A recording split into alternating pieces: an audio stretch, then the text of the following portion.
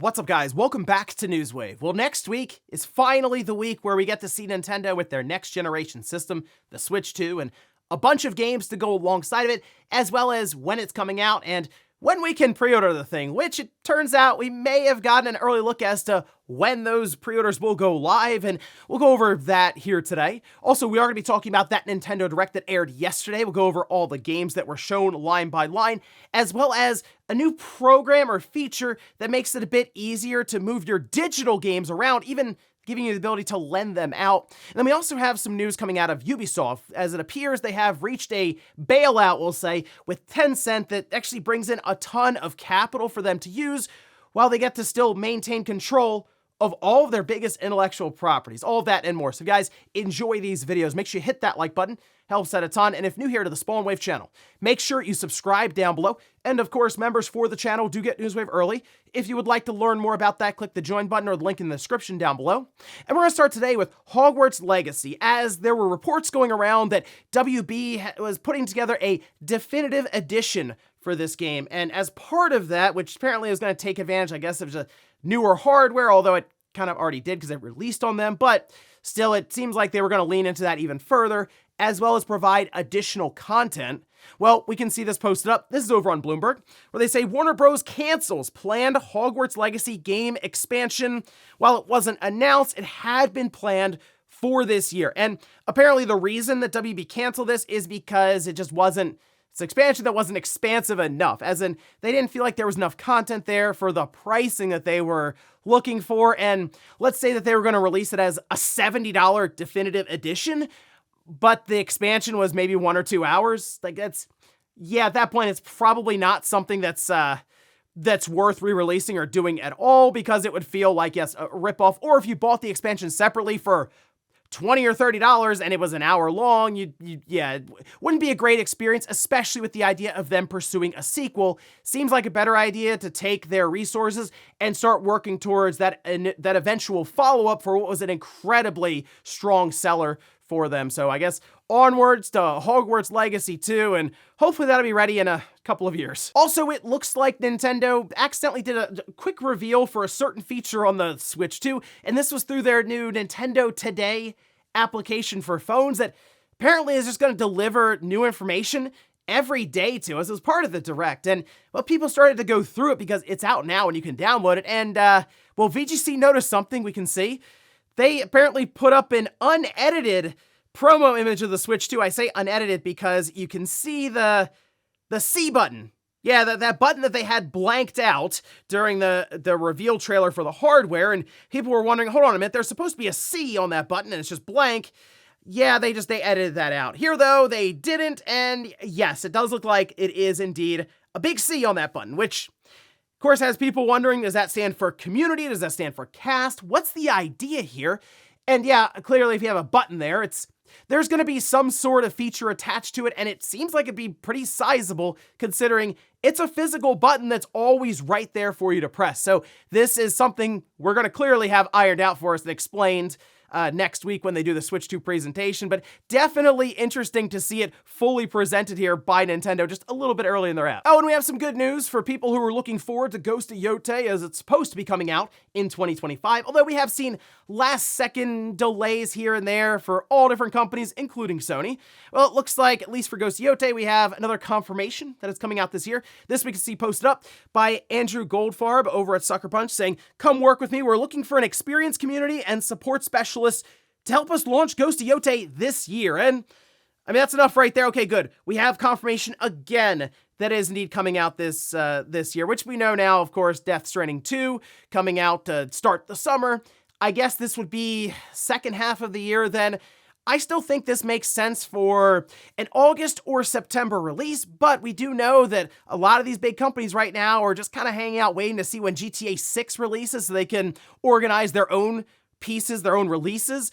So I think Ghost of Yotei is still going to try to make it in right at the end of summer, start of fall, and just in that time frame should hopefully be able to avoid GTA 6 if it does come out this year at all. I'm still thinking that'll maybe be placed somewhere in November. And guys, with some of the quick news out of the way, let's get into the bigger stuff. Let's start right away with Nintendo, the Switch 2, the Direct. There's a lot of stuff here to go over, as Nintendo certainly took center stage yesterday, and just a lot of stuff going around about their next-gen system when it comes to pre-order information, as it seems like a certain retailer maybe listed it a bit early. Now, they have since removed that information from their website. However, of course, the internet doesn't forget, and there are screenshots going around all over the place, which we can see here. This is posted up by Jake Randall, who says the Switch 2 pre-orders have been announced to be on April 2nd by Best Buy Canada. He's also going to be streaming all day on April 2nd to provide you with the links for every major retailer. So I would recommend right here, be prepared for April 2nd, because you can see it says pre-orders for the Nintendo Switch 2 will open on April 2nd at Best Buy Canada, giving you the chance to secure your console early.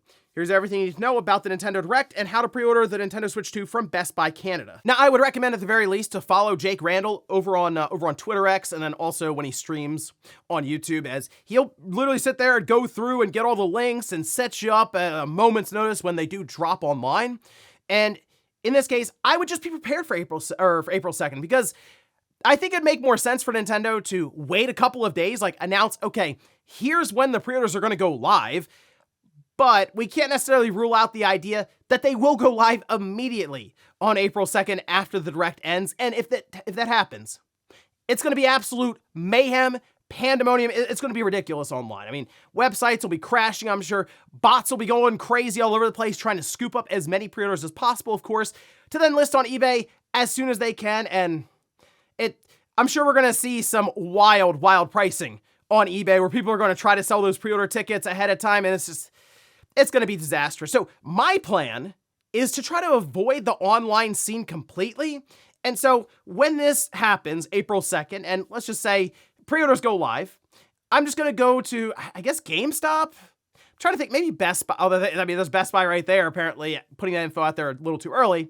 I'm thinking GameStop first to see, because they might be the most likely to do a midnight release. And if I can get it at midnight, it'd be fun to do a whole unboxing and first impressions immediately that night. Kind of a callback to the old days where I did one for the Switch when it first came out.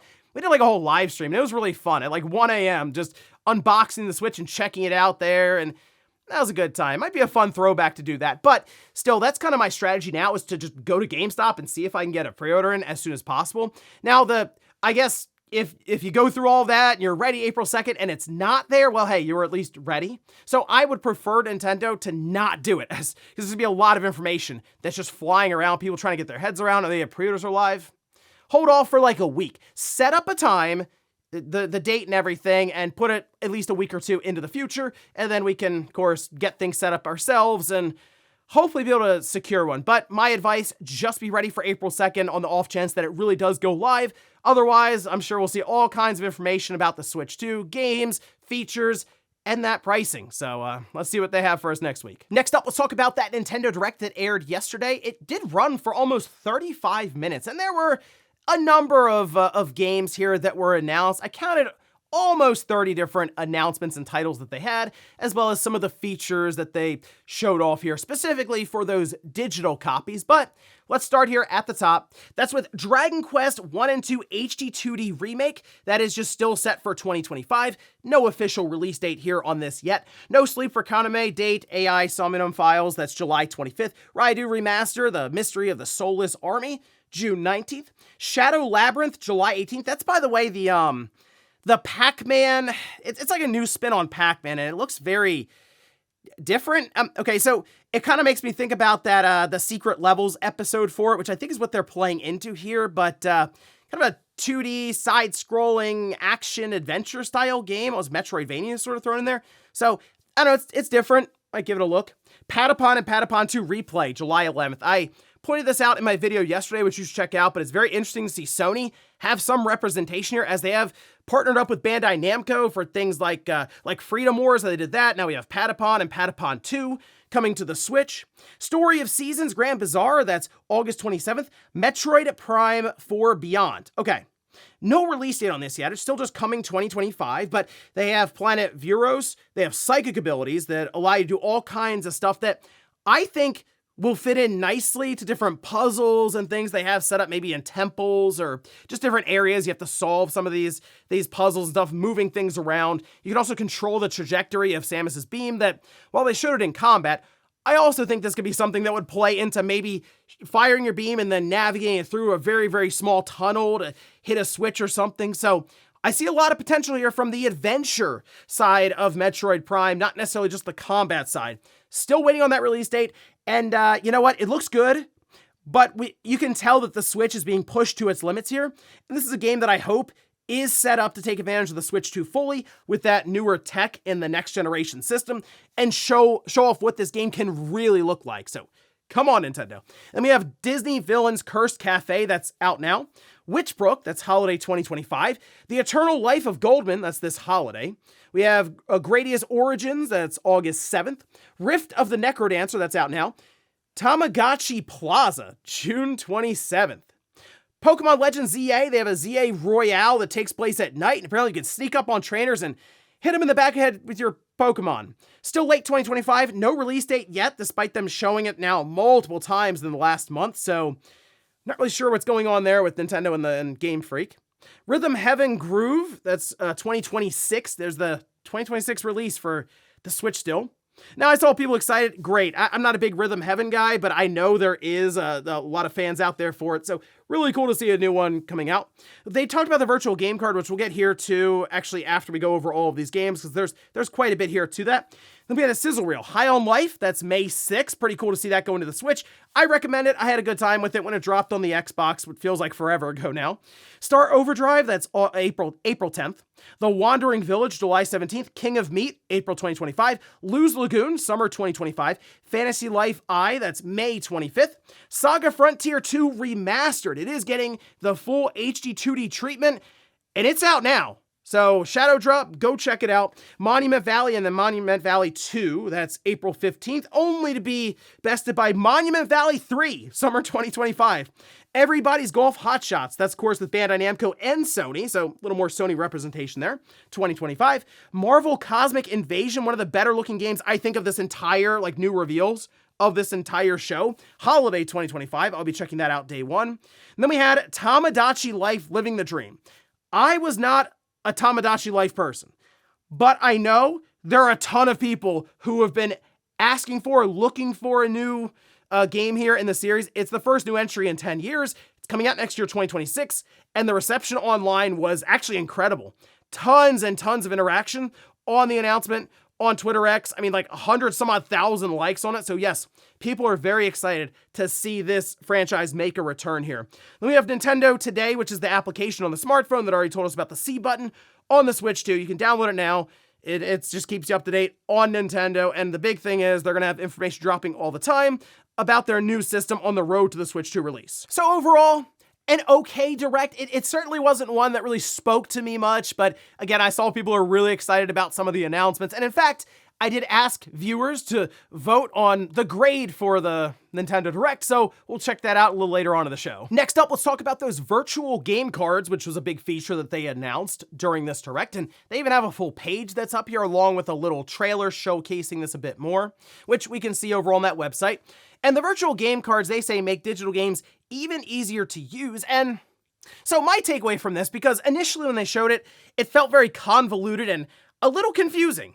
It's almost like when they showed us how to do voice chat with your smartphone, and they showed us that spider web of cables running everywhere, and it's like, okay, what are you doing, Nintendo? But then people use it, and it's like, okay, I kind of get it, but it's still weird. Sort of a similar situation, because they're basically telling us about game sharing with limitations.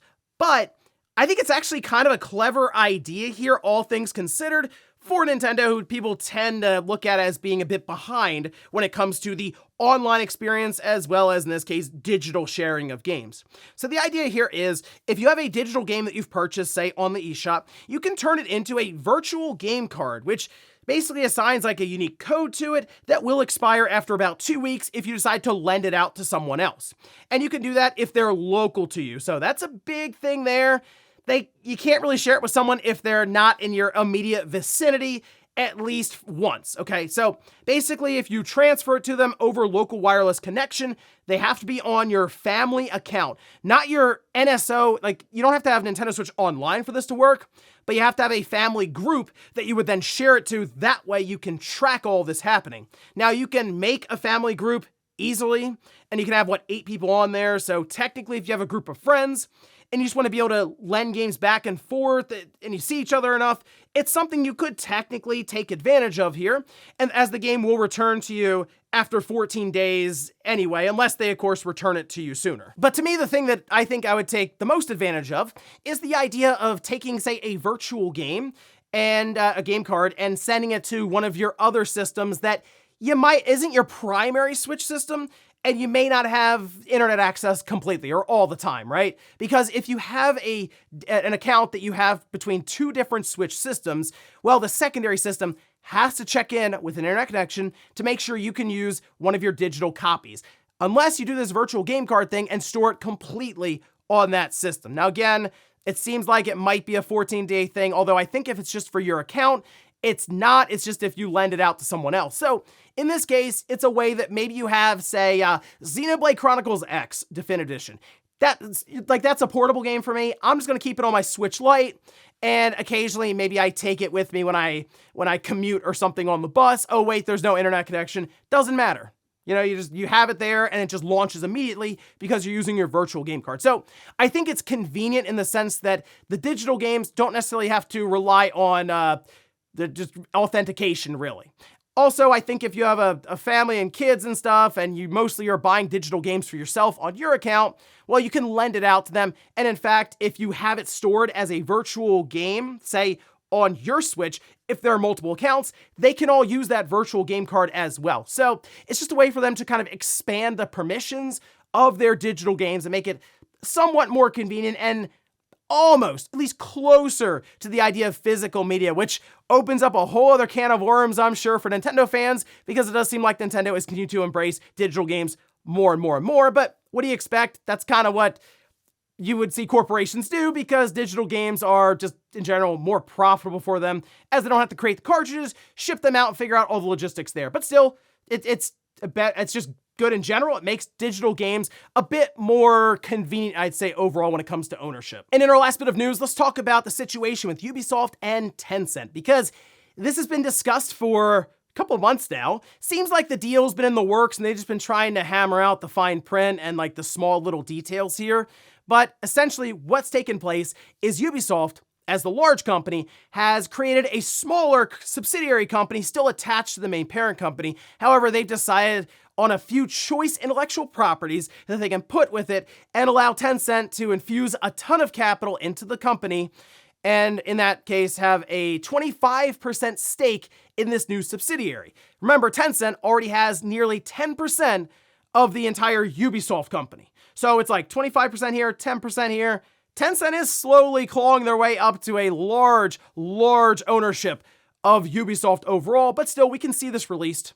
And this is part of the press release kind of detailing this relationship between the new subsidiary and Ubisoft Entertainment, saying that new subsidiary would include the teams developing Tom Clancy's Rainbow Six, Assassin's Creed, and Far Cry franchises, based in several different locations, including Montreal, Quebec, and more. And what's going to happen here is all the back catalog and any new games currently under development or to be developed by those different studios. The new subsidiary will be granted by Ubisoft a worldwide exclusive, irrevocable perpetual license in respect of the intellectual property and similar proprietary rights owned or licensed by Ubisoft in relation to those different intellectual properties in exchange for a royalty. Tencent would invest in the new subsidiary, which is headquartered in France and 100% owned by Ubisoft, immediately prior to the transaction. Specifically, at closing of the transaction, Tencent would invest a total amount of just over $1 billion for an approximate 25% economic interest in the new subsidiary that will be used to strengthen Ubisoft's balance sheet by significantly reducing its consolidated net debt position, accelerate the group's transformation, and sustain growth of selected franchises. After closing of the transaction, the new subsidiary would remain exclusively controlled and consolidated by Ubisoft. So, at the end of the day, what's happened here? Technically, Ubisoft figured out how to receive a buyout from Tencent without losing control of the company and all of their franchises. That was the big concern there by the Guillemot family, is that if Tencent came in and just kept buying and buying and buying and infusing more and more capital, they would eventually lose control and Tencent would appoint someone to run Ubisoft. There seems to be a serious misconception here that Tencent wants to run Ubisoft. They do not. They want to be an investor, and they want to just leverage their investments to make money overall. Ubisoft right now is in that buy low situation, and who knows, maybe one day Tencent will sell high. That's the idea, because if you look at where Ubisoft is now versus 5 years ago, they have fallen considerably, and if you have the capital, yes, when a company is down 80%, and you feel like they can recover in some way, especially with the help of, I don't know, $1 billion of capital, that's when you invest, and that's kind of what Tencent is doing here.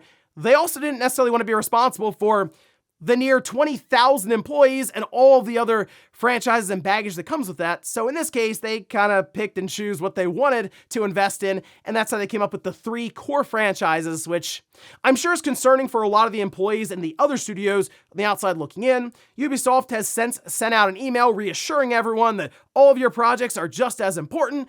All I have to say is, please just get Sands of Time Remake out and Splinter Cell Remake out first before any craziness happens when it comes to reorganization and layoffs, since that tends to be a big thing when you hear about restructuring, as this deal is set to close before the end of 2025. So we're still like a good portion of the year off from when all this actually transpires, and we'll see what happens then. And before we go to the comment of the day, we'll take a look at the poll that I posted up yesterday, where I ask, give the Nintendo Direct a grade. Okay, the B was number 1 at 42%, then C at 35%, D at 14%, A at 9%. I unfortunately can't put F in there because they don't give me 5 options, thanks YouTube. Yeah, I'm falling in, I think, at a C.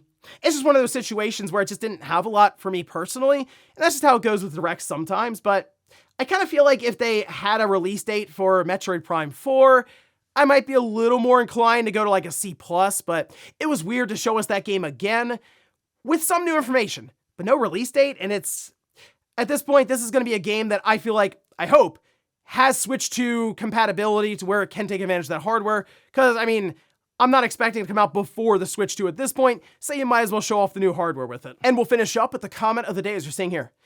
This is from Pyro, says, bro, you remind us we are getting old every show. You know, I'll tell you something, what I've learned getting somewhat older, I'm not like old, like really old, but like older, I've noticed that when I look back on those days, it feels like time went by in a snap. But when I start to look around and realize like that the time, you start to think about it more, it slows down a bit. So in a way, I think it's actually a good thing to remind people just how fast things go by. It's like blink and you'll miss it sometimes, especially with generations now lasting 7 or 8 years. I mean, the current Switch is an 8-year cycle. And in fact, it's probably gonna be 8.5 years almost. Think about that, since when the Switch came out to now. So, I mean, I feel like the Switch 2 might even be, that might be a 9-year cycle or something. And then think about it, we'll be in 2034. That's really blink and you'll miss it territory right there. And I'm telling you, it goes by really fast. So think a bit more about the present and kind of enjoy the time you're having now, because it just, before you know it, the thing fast forward and you're looking around and you're like, wow, I'm old. And ladies and gentlemen, that's going to do it here for Newswave. If you enjoyed this video, guys, hit that like button. If not, hit the dislike. Leave comments down below about everything we talked about here today. If you missed yesterday's Newswave, I'll leave it up here in a card. Or maybe you wanted to see some of my immediate reactions of the different things we saw at the Direct, which does include Sony's presence there. I'll leave that right below it. Thanks, guys, for watching. Have a great weekend. I'll see you back here Monday morning, 8 a.m. Eastern Time. Switch 2 week, guys. I'll see you then.